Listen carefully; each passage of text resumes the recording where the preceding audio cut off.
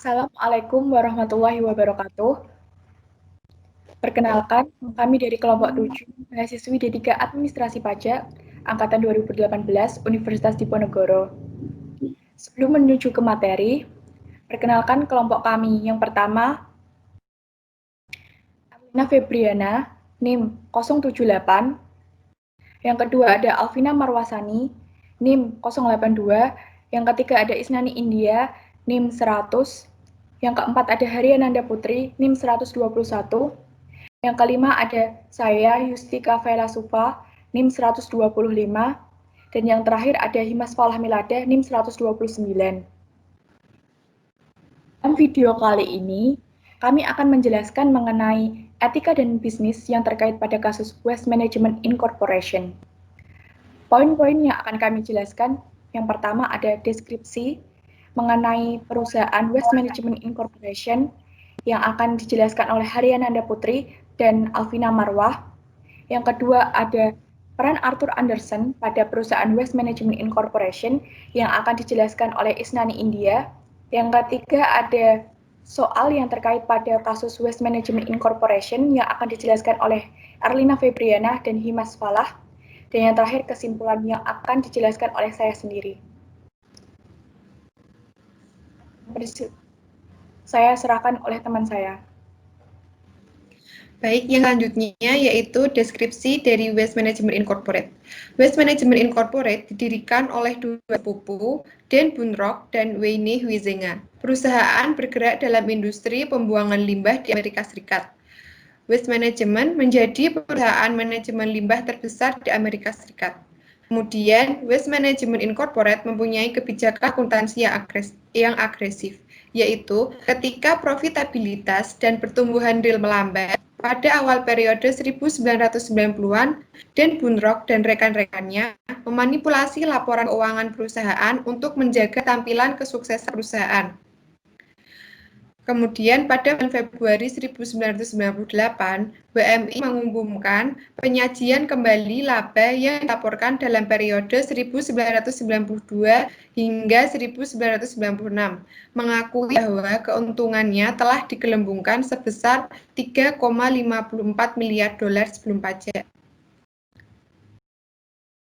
Selanjutnya yaitu SEC menyelidiki dan memasukkan tuntutan atas kecurigaan besar-besaran terhadap mantan pejabat Waste Management Incorporate, Arthur Anderson sebagai auditor dan beberapa mitra Arthur Anderson.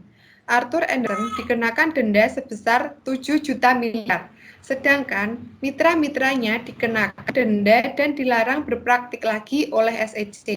Untuk membayar tuntutan atas class action dari para pemegang saham, Waste Management Incorporate membayar denda sebesar 677 juta dolar dan Arthur Anderson membayar denda 95 juta dolar. Selanjutnya akan dijelaskan oleh teman saya.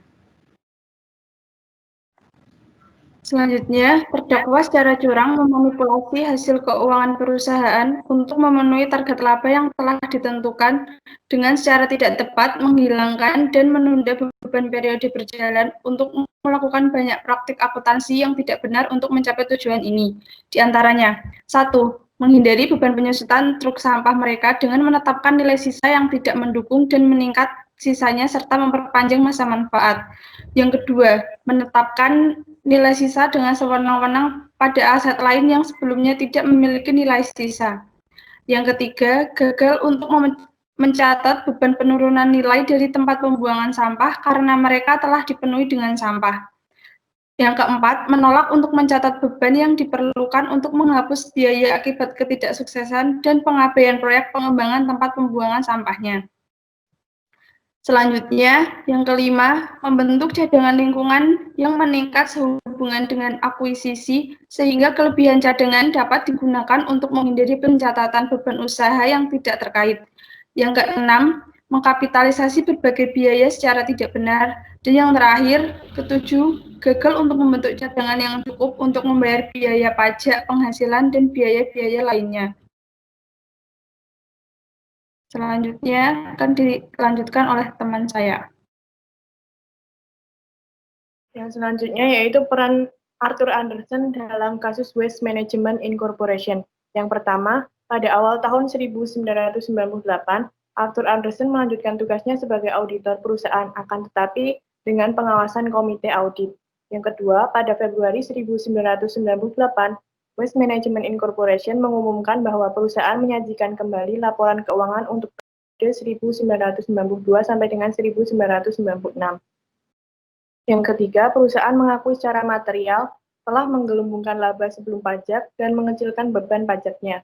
Yang keempat, perusahaan mengakui bahwa telah menggelembungkan laba bersih setelah pajak sebesar lebih dari 1 miliar dolar.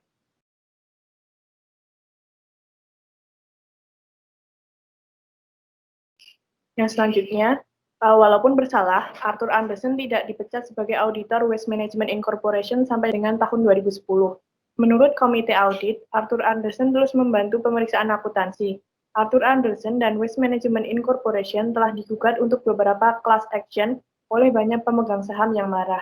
Tidak mengherankan jika timbul keyakinan bahwa para pemegang saham akan ditempatkan pada manajemen Waste Management Incorporation dan mengumumkan laba akan datang terkikis secara parah. Yang selanjutnya akan dijelaskan oleh teman saya. Selanjutnya yaitu bab kasus etika. Untuk kasus yang pertama yaitu mengapa Arthur Andersen tidak menentang keinginan manajemen WMI. Karena Arthur Andersen tertarik untuk menerima tawaran uang sebesar 11,8 juta dolar dari WMI di luar gaji pokok audit sebesar 7,5 juta dolar. Untuk melakukan kecurangan keuangan yang besar, yaitu memanipulasi hasil keuangan perusahaan untuk memenuhi target laba yang telah ditentukan dengan menghilangkan dan menunda beban periode berjalan. Selain biaya tersebut, ada sebuah entitas yang terkait, yaitu Andersen Consulting, yang menagih perusahaan WMI sekitar 6 juta dolar untuk biaya tambahan non-audit. Kasus yang kedua, apakah aspek-aspek model manajemen resiko yang keliru dipertimbangkan oleh mitra Arthur Andersen? Jawabannya yaitu kebijakan akuntansi yang agresif dan ketika probabilitas dan pertumbuhan real melambat pada awal tahun 90-an. Dean Banter mulai memanipulasi laporan keuangan perusahaan untuk menjaga tampilan kesuksesan perusahaan. Next. Yang ketiga, kepada siapakah seharusnya Arthur Andersen dapat mengeluhkan jika manajemen WMI bertindak tidak benar? Jawabannya yaitu Komite Audit American Institute Certified of Public Accountants menerbitkan SAS nomor 60 dan 61 yang bertujuan untuk menciptakan link antara auditor dengan pemilik, yakni melalui komunikasi antara auditor independen dengan komite audit. Hal penting yang disebutkan dalam standar tersebut adalah pengungkapan kelemahan pengendalian internal, adanya perbedaan pendapat dengan manajemen, pengaruh dari kebijakan akuntansi tertentu yang signifikan, serta kendala yang dihadapi dalam melakukan audit. Selanjutnya akan dijelaskan oleh Himas Falah. Yang selanjutnya, kasus keempat, yaitu apakah Dewan Direksi WMI dan Komite Audit melakukan pengerjaannya? Jawabannya tidak. Hal ini terbukti oleh WMI melakukan kecurangan keuangan yang besar dan mereka telah melakukan banyak praktik akuntansi yang tidak benar untuk mencapai tujuan, diantaranya ada menghindari beban penyusutan truk sampah dengan menetapkan nilai yang tidak mendukung dan meningkat sisa serta memperpanjang masa manfaat. Ada juga menetapkan nilai sisa dengan sewenang-wenang pada aset lain yang sebelumnya tidak memiliki nilai sisa. Lalu ada gagal untuk mencatat beban penurunan nilai dari tempat pembuangan sampah karena telah dipungut dengan sampah, lalu menolak untuk mencatat beban yang diperlakukan untuk menghapus biaya akibat ketidaksuksesan dan pengabaian proyek pengembangan tempat pembuangan sampahnya, lalu cadangan lingkungan yang meningkat sehubungan dengan akuisisi sehingga kelebihan cadangan dapat digunakan untuk menghindari pencatatan beban usaha yang terkait, mengkapitalisasi berbagai biaya secara tidak benar, dan gagal untuk membayar yang cukup atau kewajiban untuk membayar pajak penghasilan dan biaya-biaya lainnya. Selanjutnya, untuk kasus nomor 5, apakah denda yang dikenakan cukup tinggi? Jawabannya juga tidak, karena perusahaan telah melakukan penggelembungan dana sebesar 3,54 miliar US dollar, sedangkan Arthur Andersen membayar denda hanya sebesar 7 juta US dollar dan WMI membayar denda hanya sebesar 677 juta US dollar dengan kontribusi dari Arthur Andersen sebesar 90 juta US dollar. Pertanyaan yang keenam, apakah seharusnya Anda menggunakan anjing yang sama untuk menemukan tulang dalam suatu skandal akuntansi? Jawabannya, seharusnya menggunakan anjing yang berbeda agar tulang dalam skandal akuntansi yang ditemukan sesuai dengan keadaan yang sebenarnya tanpa ada manipulasi dan kecurangan laporan keuangan. Anjing dan tulang di sini untuk mengibaratkan anjing itu adalah suatu akuntan atau suatu auditor, di mana dalam kasus ini yaitu Arthur Andersen yang bertugas untuk mencari apakah ada skandal dalam akuntansi, yaitu yang dimaksud tulang. Sehingga jawaban yang benar yaitu kita harus mencari suatu auditor atau suatu akuntan yang baik untuk menemukan suatu skandal akuntansi tanpa adanya kecurangan. Selanjutnya akan dijelaskan oleh rekan saya. Selanjutnya, kesimpulan pada kasus Waste Management Incorporation. Kejahatan yang telah dilakukan tidak hanya ilegal, apa yang telah dilakukan benar-benar salah. Mereka tidak hanya berbohong dan menunjukkan bentuk ketidakjujuran, tetapi perusahaan telah mempertaruhkan banyak pekerja yang hidupnya bergantung pada perusahaan. Yang dapat dipelajari dalam kasus tersebut bahwa kita harus menanamkan kepahaman dari inti paradigma manusia utuh, yaitu keseimbangan di dalam aspek-aspek sebagai berikut. Yang pertama yaitu kepentingan pribadi, kepentingan masyarakat, dan kepentingan Tuhan. Yang kedua, keseimbangan modal materi, modal sosial, dan modal spiritual. Yang ketiga, kebahagiaan lahir atau duniawi, kesejahteraan masyarakat, dan kebahagiaan batin atau surgawi. Yang keempat yaitu keseimbangan antara hak atau individu dengan kewajiban kepada masyarakat dan Tuhan. Pada akhirnya, karakter ini akan mempengaruhi kualitas kebahagiaan seseorang.